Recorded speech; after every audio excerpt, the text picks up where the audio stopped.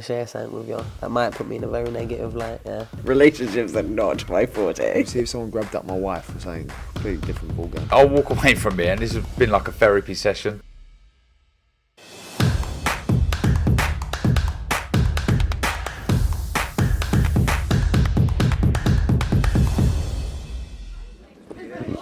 KUGAN CASSIUS IFL TV, sponsored by Everlast. Well, Joe McNALLY, I mean, what a stunning win for Liam Smith tonight. Yeah, do you know what, KUGAN? I'm so proud of him. 15 years in the sport, 15 years professional boxing, 34 years old. Coming to me and Declan out of a long layoff, 2 years out, a controversial decision lost to selling out the Echo Arena, Madison Square Garden, signing with Sky, you know, topping the bill back in the Echo and pay-per-view. And, you know, it's a fairy tale for the man, really, but it's a credit to him as a fighter. Brilliant. Joe, just asked him in there, obviously. See you later, Tom. The John Thompson win, obviously you weren't with him then, but it was years ago. The two fights with Williams, the Fowler win, but this has to be his most satisfying win of his career. The hype round it, pay-per-view, etc., etc. It wasn't a grudge match that we kind of have followed through the years, but it turned into one, and obviously Liam settled that tonight. Yeah, you know, I don't really know where the... Watch your back, Coog. I don't really know where the grudge come from, to be honest with you. I think Chris behind the scenes is a very respectful guy. I know he's a man of few words, and I know the people behind him, his father, Ronnie Davis. You know, he can't be the tit sometimes he betrays to be. But look, he's a great showman.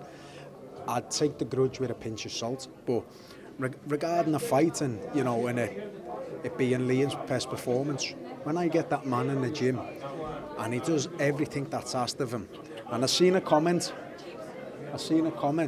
take care, bye. I seen a comment on the internet, some fool saying, left no stone unturned when I mentioned it on Thursday. I seen him in the treadmill doing things. Yo, he was on a recovery session, but these don't know boxing. And when this man trains the way he does, and you get the right preparation, this is what he can do. And, you know, every time he fights for me, KUGAN, he just generates an atmosphere that is fantastic, and the crowd get behind him. And when he's in form like this, he's a tough man to beat. Joe, we know there's a rematch that could potentially be in place, and obviously this all comes down to Chris EUBANK, really, whether he wants to exercise that. We're going to probably expect that he will want to, but you've got no, obviously, issues with the next fight for Liam being that rematch, if it is to be with Chris EUBANK Jr. Yeah, you know, obviously Liam signing the fight, at first, he was actually in negotiations before the Conor Ben scenario. He took that fight to fight Chris, and the weight was agreed at 158 because Liam isn't the biggest 160. At this stage of his career, as I said on Thursday, it is beneficial for him because he can eat more, drink more, which he showed tonight. He can carry that extra bit of weight in his shots. But, you know, it's down to Chris if he activates the rematch clause yet. But even though Liam was the home fighter tonight, Chris was the A-side. Now that's changed. Liam Smith's the A-side. It wasn't a controversial decision.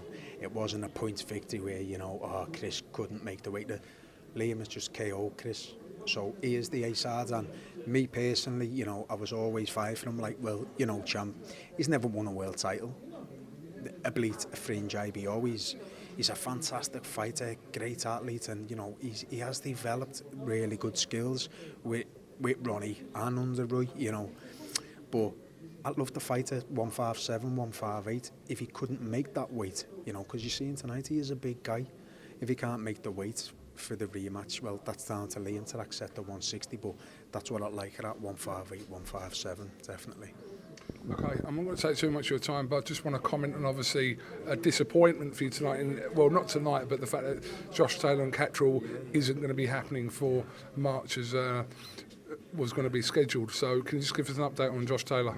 Yeah, well, you know, the update is, you know, we've been training away for months now, but we officially started camp 2-3 weeks ago, and he is in fantastic condition.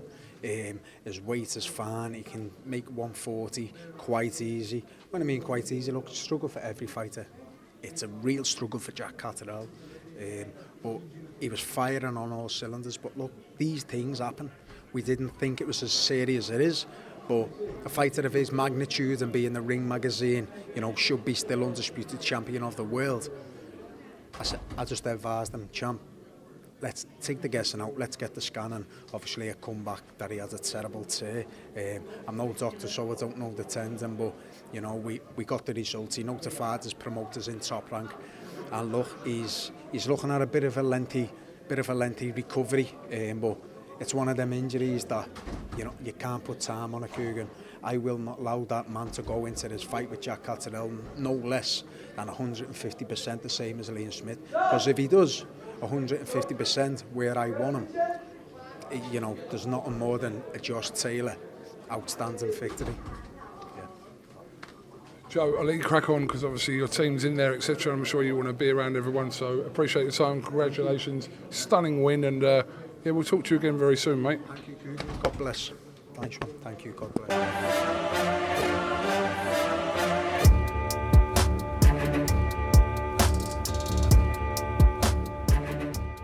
I'm going to share something with you. That might put me in a very negative light, yeah. Relationships are not my forte. See if someone grabbed up my wife or something. Completely different ballgame. I'll walk away from here, and this has been like a therapy session.